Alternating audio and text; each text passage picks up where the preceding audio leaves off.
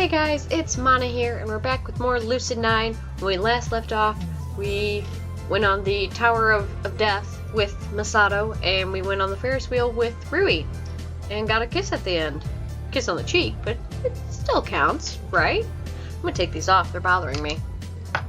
So now we're at the Tech Expo with Misaki. She has seemed to have managed to lose everyone on us. So let's jump to it. Misaki suddenly stops dead in her tracks, breaking me from my reminiscence. This looks interesting. She stands before a large rack displaying an array of peculiar-looking goggles. There is an exaggerated curve to their lenses, making them appear bulky. After examining them for a moment, Misaki grabs a pair and tries them on. They practically cover half her face. I'm barely able to stifle a snort. What is it? See for yourself.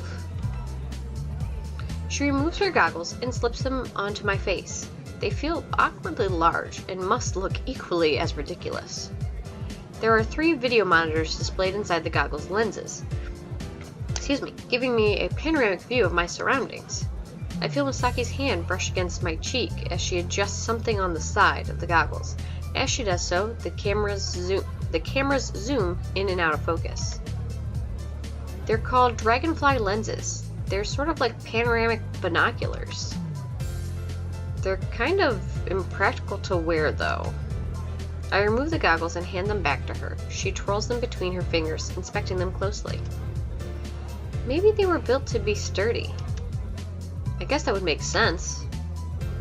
Then let's try it out, shall we? Misaki draws back her arm and suddenly hurls them to the ground. Thankfully, they don't seem to break, but I can't help but gasp in surprise. What the heck do you think you're doing? I just wanted to see if they were sturdy. Duh. You didn't have to smash them on the ground, Miki. What if it had broke? Then we would have been in deep trouble, wouldn't we? This girl, I swear she does these kinds of things to mess with me. Before I can express my annoyance, a nearby commotion grabs my attention. I wonder what that's about. With mouths agape, a group of people are fixated on a large object hovering a few meters above their heads. It zigzags haphazardly in the air as it comes dangerously close to colliding into them. From where I'm standing, it almost looks like a drone. Watch out! In one swift motion, the drone changes its course and flies straight towards us. I'm barely able to push Misaki out of the way as it spirals into the display rack. Shards of metal and glass of the drone slide across the floor, but the goggles remain relatively undamaged. Seems they are pretty sturdy. Are you two alright? As Misaki and I regain our composure, a woman jogs over. Judging by her uniform, she must be one of the attendants running the expo. Yeah, we're fine, I think. I look over at Misaki, and she nods her head in confirmation. The woman breathes a sigh of relief at this, bowing her head apologetically. I'm terribly sorry. We were performing a demonstration, and the drone stopped responding to our remote commands. A demonstration? Oh, yeah. Would you like to visit our booth? The least I can do is give you a demonstration of our tech. I'm not sure how that would compensate for almost killing us with one of your drones. Of course! Misaki, however, doesn't seem to mind. Wonderful. If you two would please follow me, I'll show you the way. After navigating our way past the crowds, we come to a stop at a large military-themed booth. It's impressive, to say the least. There are a number of electronics scattered about, but I haven't a clue what any of them are supposed to be. It's almost like someone just dumped a pile of scrapped parts together and claimed it was state-of-the-art equipment. Or maybe I really am a Neanderthal who doesn't understand technology. The attendant places the drone, or rather what's left of it, on the counter. She takes a moment to examine the inside of the machine. With a solemn expression, she mumbles something under her breath. The Ikaris are definitely not going to like this. Did I just hear her say, the Ikaris? Excuse me, do you mind telling us about them? About who? The Ikaris. Oh, they're part of Lemonscate's board of directors. This expo is sponsored by them, believe it or not. They're board of directors of Lemonscate. If Yahiko is actually related to them, Then why aren't most people aware of it? Unless they don't share a lot about their personal lives with the public. It seems pretty plausible, actually. Are you two ready to see something interesting? Before I can think more on it, the attendant props a large tablet on the counter for us to see. She expertly swipes her palm across its surface, resulting in an assortment of colored patterns to dance across the screen. The patterns gradually warp into a digital face of a man. Misaki gapes at it admiringly. This is Max. Say hello, Max. Hello. It is a pleasure to make your acquaintance. Contrast to his appearance, the inflections of Max's voice sound very human-like. It's almost a bit disconcerting coming from something that looks so artificial. Max is one of our newly developed AI programs. AI, as in artificial intelligence? Correct. While we've made some advancements in the last few years, we're only scratching the surface of what's possible with AI technology. Max is the product of that research so far. Misaki's eyes brighten in excitement as she examines the machine more closely. What was he created for exactly? He'll serve as an automated assistant for law enforcers in the future. An assistant? Max collects massive amounts of data from various sources and uses the information to determine suspected criminals. He would then relay his findings to the user in charge of and suggest what action they should take based on the situation. But isn't it possible for him to mistake someone for being a criminal? Highly improbable. If anything, Max would be more efficient than humans. His judgment wouldn't be clouded by emotion. I see. Curious, Misaki reaches out to touch the monitor. Forgive me for asking, but may I have your name? Startled by the machine's sudden inquiry, Misaki jumps back, holding tightly onto my shoulder. Huh? Oh, it's me, Misaki Kazuhaya. And how shall I address your partner? He directs his question at me. We're not partners. It is nice to meet you, we're not partners. Is he purposely being sarcastic? Are machines even capable of doing that? Thank you for your cooperation. I have stored your names for future reference. Forgive me, but I must shut down in order to perform necessary system updates. Oh, of course. Have a good rest then, Max. The attendant promptly shuts off his power and carefully places him back behind the counter. When she pops back up, she beckons us over towards the corner, where a large telescopic device sits by itself. This is a laser microphone. While they are used for surveillance, I sometimes use them to eavesdrop on my coworkers. She conspicuously winks at Misaki as she hands her the headphones. The attendant then aims the microphone towards one of the other booths. The device uses a laser beam that detects sound vibration in distant objects. It then interprets that data through the headphones, allowing a person to hear conversations that would otherwise be inaudible from far distance. Can you hear it? Voices. Can you hear what they're saying? Misaki suddenly removes the headphones and quickly hands them back to the attendant, her cheeks flushing a bright red. What did you hear? Nothing. Let's try something else. That sure doesn't sound like nothing. If I say it's nothing, it's nothing. Thankfully for her, the building's PA system crackles to life. We are now announcing the winning numbers for the lottery drawing. If you have the numbers 1, 6, 2, 3, please report to the front desk. Thank you. Immediately, Misaki eagerly checks her wristband. Looks like you were right. You didn't win? No, I wasn't even close. For a moment, she looks like she's about to cry, but she then throws her hands up in exasperation. This sucks. This lotto must be rigged. I don't think they would do that, Miki. And I was so excited to win the weed. As if remembering something, she turns to me with a scary gleam in her eyes. Let me get your digits. Sure, but I doubt I won either. Regardless, Misaki quickly pulls up my sleeve. I don't believe it. You actually won. Wait, really? Let us make haste. We have a moment to spare. And just like that, she begins pulling me to the front desk. I am barely able to give the attendant a slight wave as we speed off. After one of the staff confirms my numbers, they hand me a small box. On it, Lemonskate's infamous company logo decorates its cover. Honestly, it's not like I really need another phone. My current one works just fine, so this model would likely just collect dust somewhere in my apartment. I hand Misaki the box. She can't seem to decide whether she should immediately tear it open or show some restraint. Are you sure you want to give it to me? These models are expensive, you know. Isn't that why you brought me here? Well, partly, but that wasn't the only reason. I just wanted to spend time with you since we haven't talked much lately. Besides, it's not like I'm some heartless tech addict who just used you as a tool. I can't help but smile at that. She seems to take this as confirmation to unwrap the cell phone from its case. Oh, the camera resolution's a lot higher than my current phone. Why don't we take a photo together and try it out? Photo? For the both of us? Camera shy, are we? Well, no, but...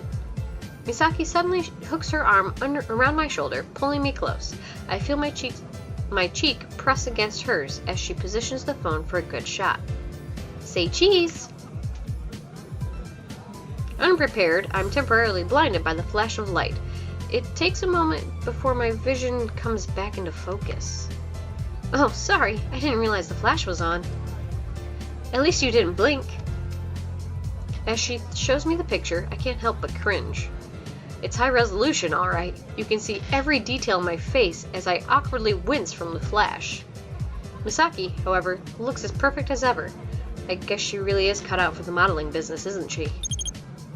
Handing Misaki back her phone, my own phone suddenly trills in my pocket. Swoop! Furi, just your average girl. If you need my help, ask for anything, just ask. Hey, where'd you and Miki run off? Ooh, can I scroll up? No? Okay, I tried. Hey, where did you and Miki run off to? Hello? Did you forget how to use your phone? I just reported a lost child to security. We'll be waiting near the food court, whenever you show up. Who is it? Rui, she's wondering where we went. Oh, then let's not keep her waiting. Misaki takes my hand once more as we both make our way out of the expo. When we meet back up with the group, it's apparent Rui isn't happy with me. She avoids eye contact, focusing her attention on the hot dog she's munching on. Hey, look who decided to join us again. It's not like I was given much of a choice. I stare pointedly at Misaki, but she only grins. So, are you guys heading somewhere else? Anywhere's fine with me, man, as long as it's fun. I shall leave the decision to you. You are the navigator of this expedition, Captain. Just lead the way, and we shall follow, even to the depths of Hades. Okay then. I pull out the map and give it another skim. Why not? Hey, look at that! A tech promotion! He points excitedly at the map, reading it in a clear, loud voice. Grab a group of friends, see into each other's phones, see the truth, conquer the world. That just sounds like all layers of sketchy. I'm not crazy about that idea. But think of how much power you can have. If you know what everyone wants, you can be the most powerful king on the planet. He excitedly runs off before I can call a vote. Exasperated, I turn to the rest of the group. Are we really doing this? It's sponsored by the park. It's bound to be safe. We'll have the opportunity to see some state-of-the-art tech. The park doesn't concern me. I know they have to deal wisely with the proceedings, or they'll land in some deep trouble. No, I'm far more worried about what our group will do with the information they get from one another. We drop into the tidy, air-conditioned facility, following on Yahiko's heels. The area is full of commotion, primarily from other young adults laughing, shouting, and clearly trying to embarrass each other with freshly gathered dirt. Hey everyone, guess who Yukiko likes? Shut up! Yeah, what exactly is this exhibit about? Yahiko is already chatting up one of the attendants. He returns to us in a few minutes, bouncing eagerly on his toes. Okay, so here's how it works. We each have an opportunity to do a little digging on each other for a few minutes. Then, we engage in an ultimate battle of wits by running a campaign for Dictator of the World. Wait, slow down. What exactly do you mean? Well, we use the information we learn to convince each other to vote for us. Like, we can blackmail each other or make some kind of promise. Wait, what? How will we do that? I've just met some of you today, after all. Oh, don't worry, Miki. Usually Lemonscape phones have really advanced security features so that they can't be hacked. The only visible information is what users want to share. Yeah, they'd like us to believe that, wouldn't they? Well, guess what?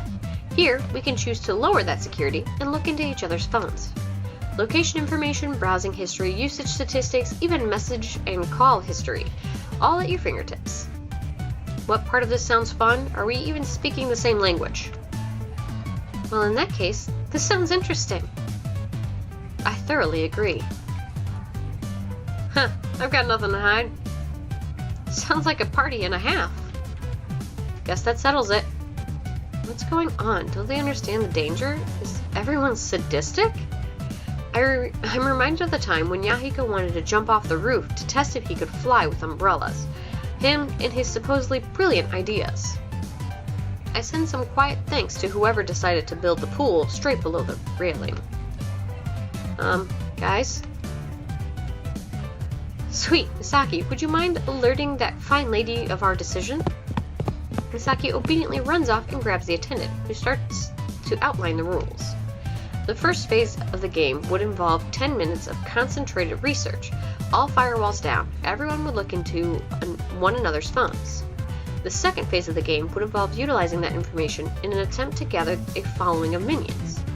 What exactly that entails, nobody knows. It's probably intentionally vague to leave room for interpretation.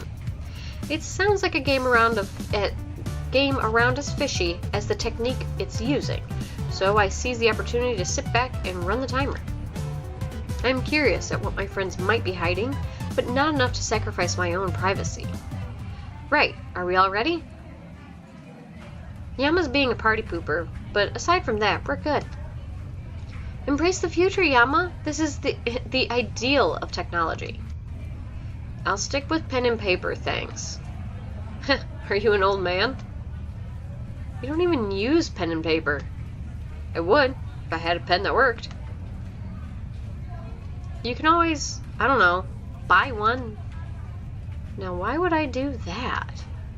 Aw, come on, let's just get started. Yama isn't going to join us. Ready? 3, 2, 1, go! Despite the climactic setup, the group proceeds to simply squat down and scroll rapidly through their phones. The silence is brief. Only a few seconds pass before Misaki's face drops in horror. Icon phones? Who would bother purchasing an icon phone? Just beside her, Yahiko erupts into glee. Ha! I knew it! I was right all along!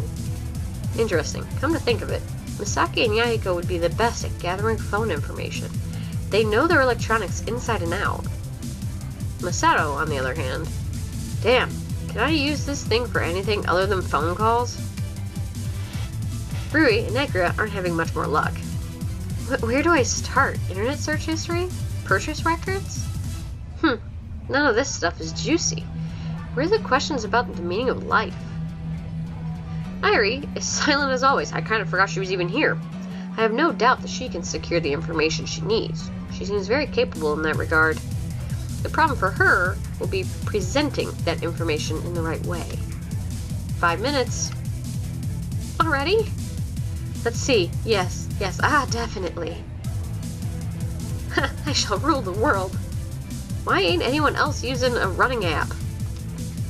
Grover Mecker.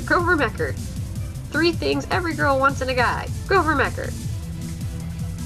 My phone buzzes in my hand like a miniature death toll. Time's up. The group explodes in a frenzy, practically lunging at each other with streams of words that sound like presidential campaign statements. I'll throw lots of festivals if I get elected. Sorry, I'm not interested. Are you and your friend fighting over a guy? What would make you say that? Your search history. What to do if you and your bestie like the same guy. Love triangle solutions. How to stop liking... It's drama club research, I tell you. It's a regular pattern. Searched every few months since last year. The most recent search was... Wave the white flag of surrender. I concede you have won this day. Irie smiles with innocent satisfaction as Akira registers her fingerprint for an official counter. Huh. So blackmail is an acceptable way to gather minions, not just fictional promises. Wait, what did Irie mean when she said like the same person? Masato, join me and I'll advocate for track. You think I'm that easy? Hell no. Masato, can you pretty please join me? I'll advocate for track. Okay. What? Looks like personal preferences have a large impact, too. Eventually, my eyes land on Yahiko. In this setting, his usually grating egotism gives him a nice sheen of confidence. In fact, he seems to be doing better than everyone else. Say, Irie. When I get elected, I'll make a video game class mandatory at the academy. And just like that, she registers her fingerprint. What? Of all the things, video games? Rui, if you join me, I'll give childhood friends a special legal status. Deal. What? Why would she want that? What kind of legal privileges would you even award a child to childhood friends? Masato, my man. If you think I'm gonna be easy, man, you got another thing coming. I'll run a huge fundraiser for track by using my special access to Lemonscape technology. And another fingerprint registration. Yahiko's knocking everyone out like bowling pins. Elizabeth, I'll make Yama take private tutoring for the rest of the semester. Well said. You've earned my vote. Elizabeth, I'm both shocked and not shocked at all.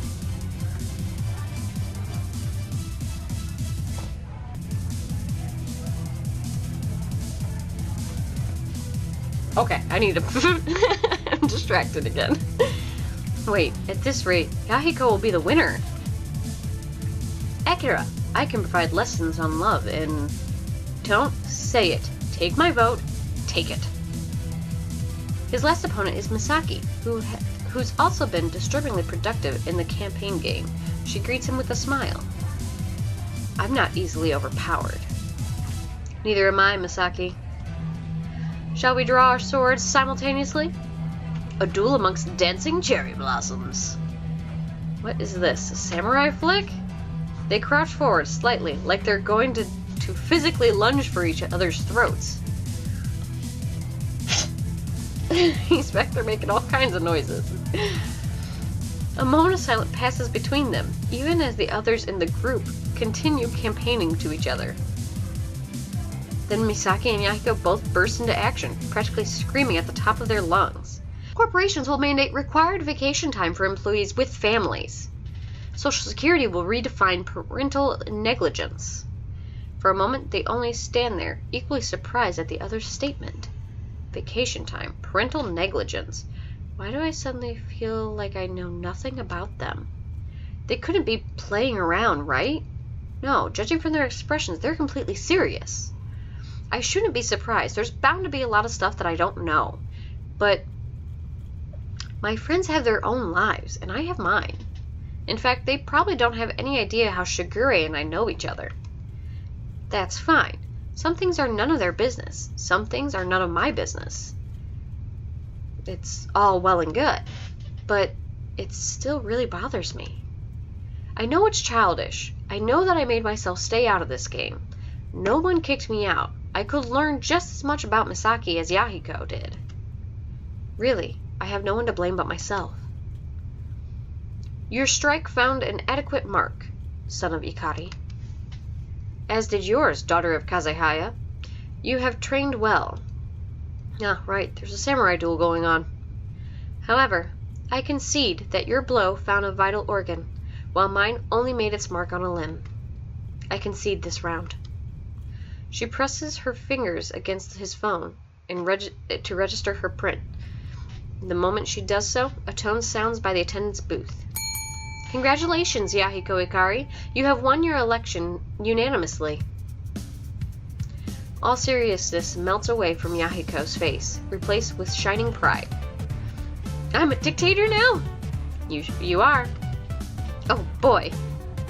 I really thought it would feel more awesome.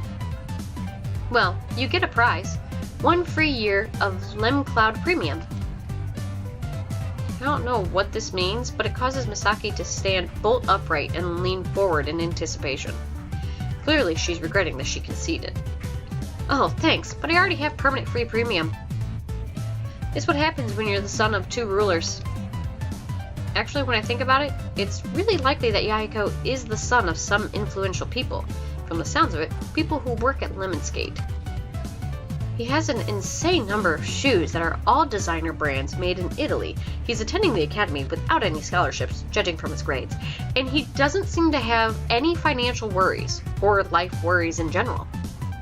Maybe he really is the son of some higher-up helps at Lemonsgate. I'll take it.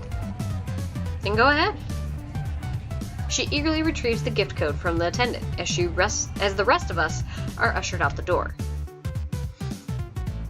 Elizabeth seems refreshed on the activity. Rui looks like she enjoyed herself. Ekira and Masato, on the other hand, there's always tomorrow. Hell yeah. And they're fine. Manipulating people doesn't seem to be their kind of game. Actually, what surprised me most was that Yahiko did so well. Not only was he efficient in his research, but he knew which arguments to use and how to present them.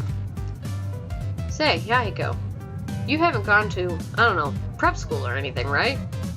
Prep school? You know, you learn etiquette, politics, how to talk to people. Or more specifically, how to manipulate people. Why would I do that? My natural genius is enough. It's just one of the many advantages of being born in Ikari, my dear minion. My blood is superior. Right, I'm suddenly sorry I asked. Sorry, I'm here. We should get going. She looks pointedly at me, like I'm supposed to decide our next destination. Wait, am I?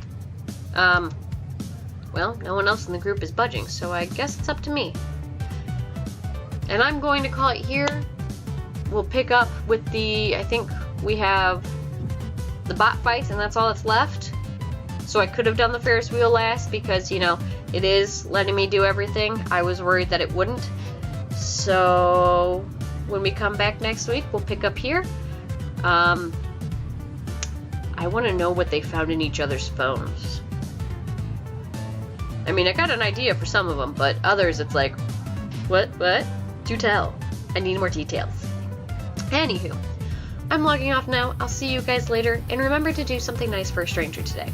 You may just save a life. Bye!